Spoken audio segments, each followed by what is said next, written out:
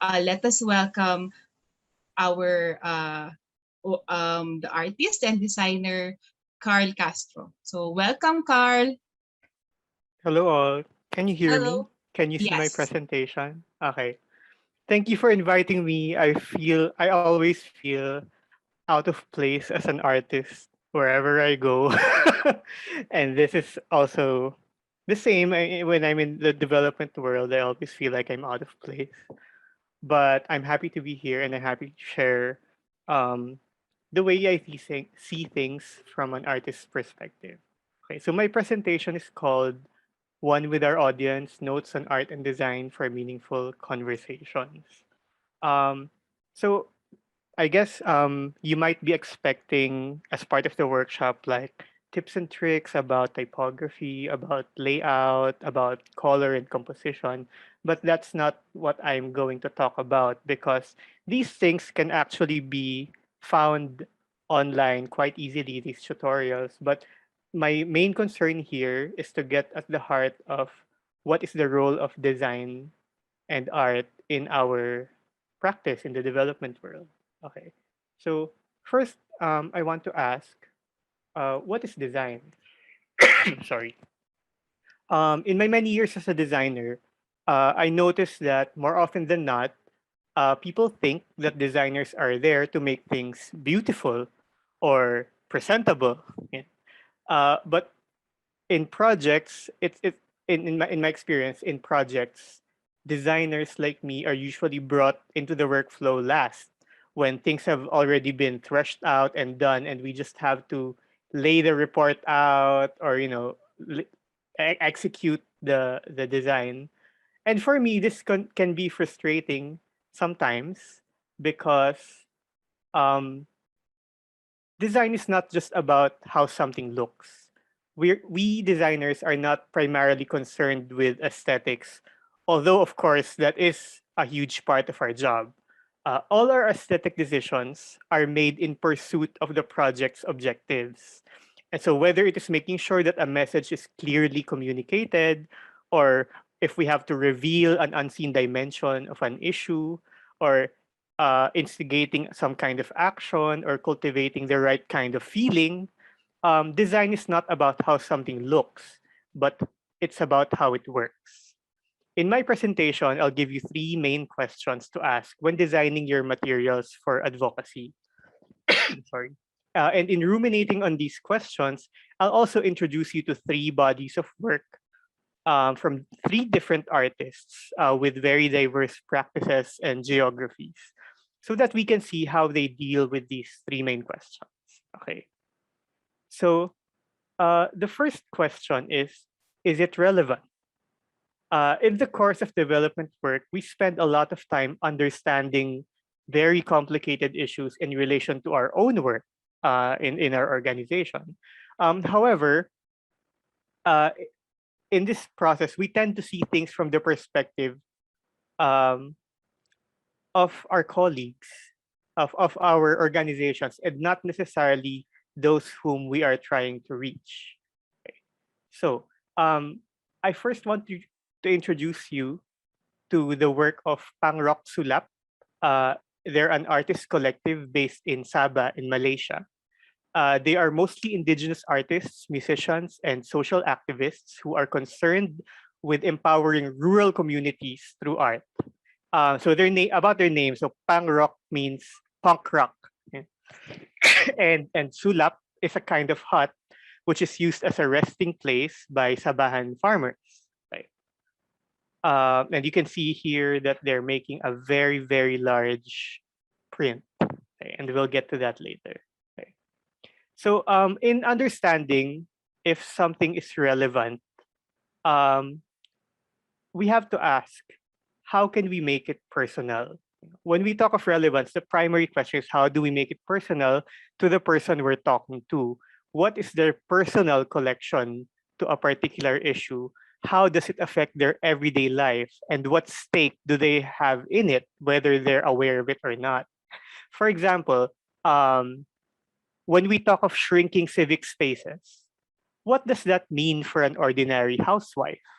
how often we end up talking in a language that is understandable only to colleagues in the development world. This is not wrong per se, because that's important. That's how we do our work. But we must not lose sight of the people we are trying to really reach. We have to think of our communication strategies with them in mind and then situate our concerns alongside theirs. The slogan of Pangroxulapp is, as you can see on the right side, Jangan Beli Bikin Sendiri. I hope I pronounced that right, but it means don't buy, do it yourself. Okay, so in their practice, they encourage members and communities to try their hand out at designing, making, and printing their own work. They use materials and technologies that are accessible to them, and they use the language in the vernacular. And if certain technologies are not accessible to them, that is not a reason for them to not do their work. Yeah. So this hands-on approach is a process of co-creation and shared discovery, and it really helps make the work they do more personal. It's not something that you just buy off a supermarket or order from online. It's something you make with your own hands. Okay. Okay. Um, and then relevance is not just personal. Our work is situated in particular moments in time, within a day or within a year, like 2021, or within an era. And we must respond to these various nuances in time. So our campaigns are both long-standing and urgent. Sorry. Fighting to save the environment, for example, has been a concern for many, many decades already. But if you are facing threats to the environment on the ground, it is also a matter of the here and now. If a tree is being cut uh, in front of you, or if a mine is dumping their waste in the river in front of you, that's a here and now concern, even though that concern has a very long history. So the challenge is to respond both to history and the moment. So Pangroxulapp brings their work to the frontiers of communities under fire. So here we can see them showing the output of a woodcut workshop at an indigenous community which is struggling against a dam project. So by embracing the nomadic but also permanent aspects of printmaking, they help make a mark not just on sheets of paper and fabric, but also in the consciousness and history of their public. Um, Third, in any instance, there are many forces at work, and this affects different people in different ways. So too often we fall prey to strategies of divide and conquer, when enemies of the people draw attention to our differences, to sabotage our unity. Okay. So Pangroxulapp has found a very ingenious way to address this. So first, they make these humongous designs, which will need the carving skill of many people.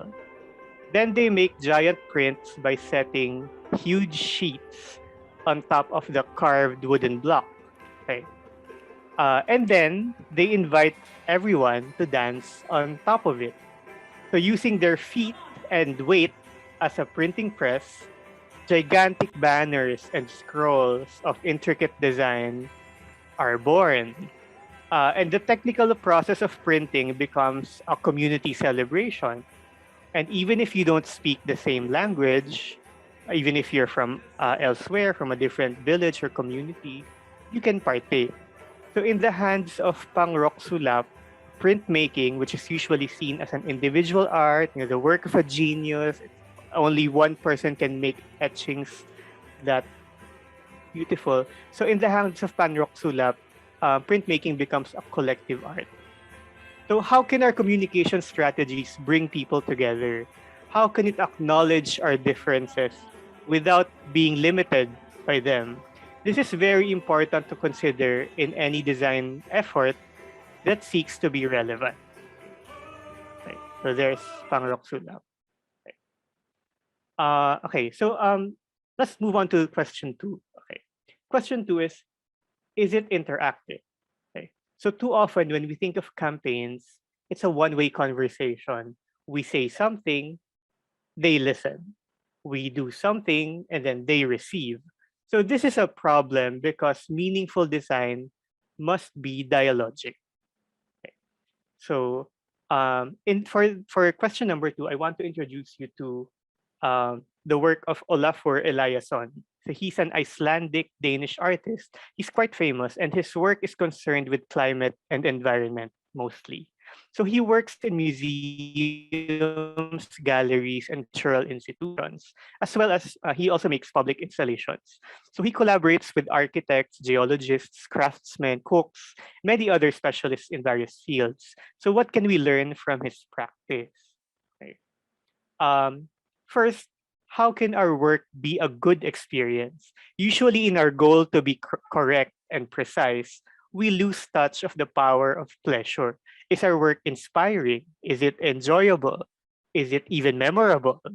In this museum installation, Eliasson simulates the sun and rain by installing this humongous lamp and creating a fine mist, which is permanent throughout the exhibition.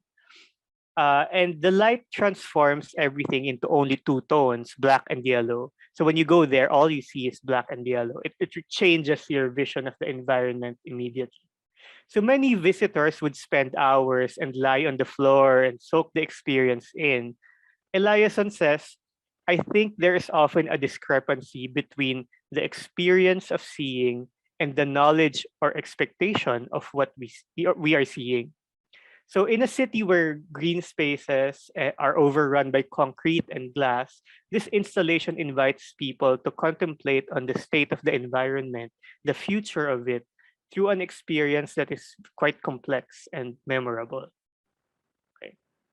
Um, so for our work to be interactive, it must be an it must open a space for dialogue and conversations. One of Eliasson's most famous works is a collaborative installation of Arctic ice. He puts them in a circle reminiscent of the clock and leaves it there until it melts away. So he is literally showing us the rapid pace of global warming and bringing us in direct contact with the melting polar ice. So in 2015, he installed this in Paris on the occasion of the 21st Conference of Parties. So while world leaders discussed in the abstract, the Parisian public were able to have a different experience of the same issue. So we must not underestimate the power of what we can touch, see, or even taste for ourselves. Communication is not just limited to words. Last, for interactivity, we must also ask, is it shareable? Okay. Um, Many times we monopolize the power of dissemination by relying only on the connections we have. So in this way, we also forget the agency of the people. We have to relinquish this control sometimes because the people are in a position to foster conversations as well in ways that we cannot foresee. So this project, Earth Speaker, is an augmented reality project by Eliasson, which allows children to transplant their faces on the environment. It's an app, okay? And there's a website. So children can simulate the impression that an object or surface is alive and talking. They can record a message and share it. In this way, they are allowed an opportunity to embody nature, to surface the ideas behind mute objects, and to introduce them to a campaign that is, for all intents and purposes, really in their hands. What is a revolution if a child cannot understand, play a role, and discover themselves in it? Okay.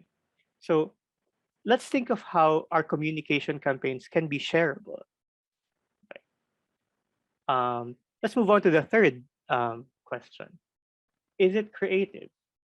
So we are so reliant on templates in stock phrases, in the same old images and techniques. What are we really adding to the conversation? Are we just mindlessly replicating what has been done by our peers? Okay. So for this section, I want to introduce you to the work of Sister Corita Kent. Okay. So Sister Mary Corita is a nun who was renowned for her graphic work. So when she was 18, she entered a religious order And eventually, she became the head of an art department in a college run by her order. Okay. So, um, is it creative? So the first question of creativity is, where's the wonder? So as earlier discussed, our campaigns need to be specific, measurable, and achievable. But too often we craft communication strategies that are about correctness, predictability, even spoon feeding. Are we allowing space for discovery? Ideas work best when curiosity is aroused, when people discover ideas for themselves. In our eagerness to educate, let's not forget to allow people to make their own connections so that the knowledge is more meaningful and personal.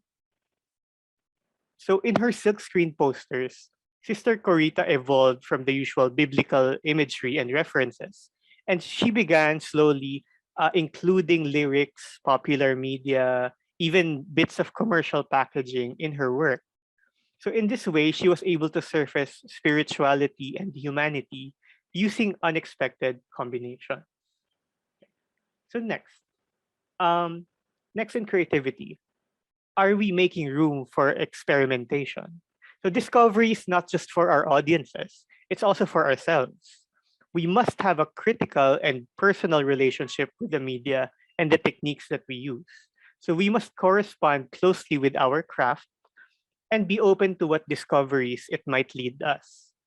Um, in Sister Corita's use of the everyday, her art making led her, little by little, to be more involved with the issues of her time, racism, widespread poverty, systematic injustice. So her works are not confined to slogans and blunt statements. Sometimes the work doesn't reveal itself instantly.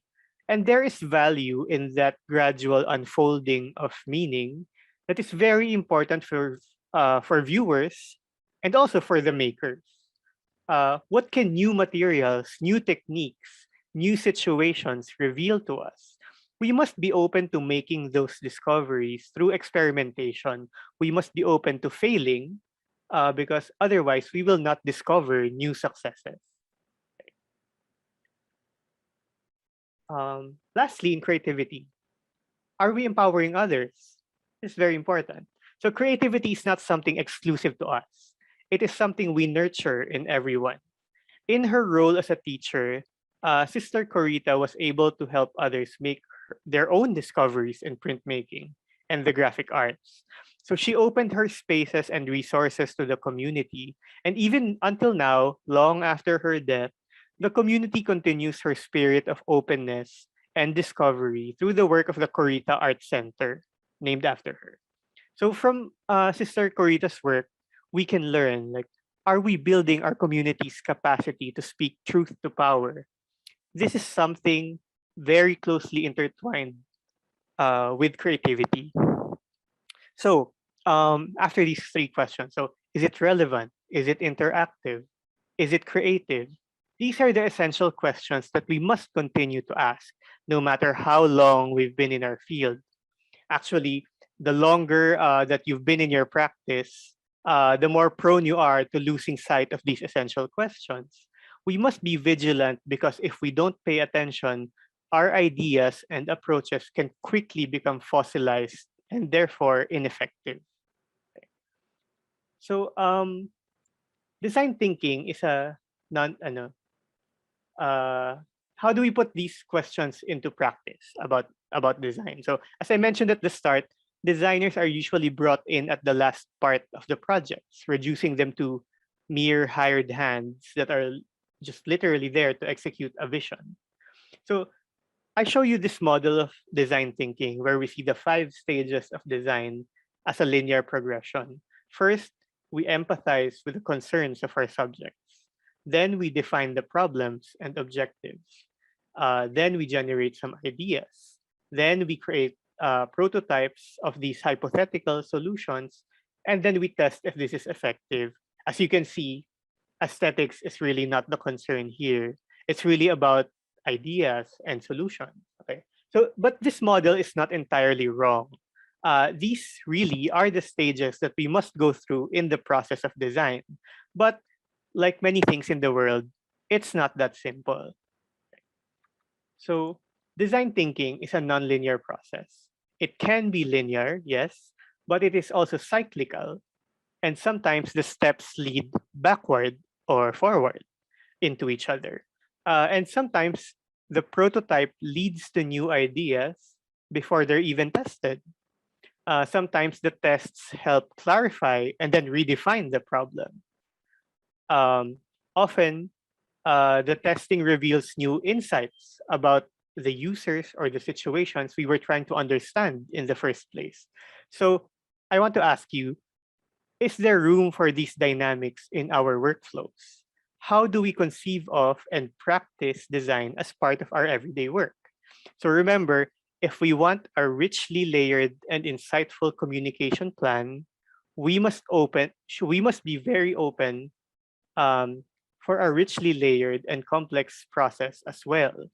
So this demands that we be present, observant, responsive, and creative at all times.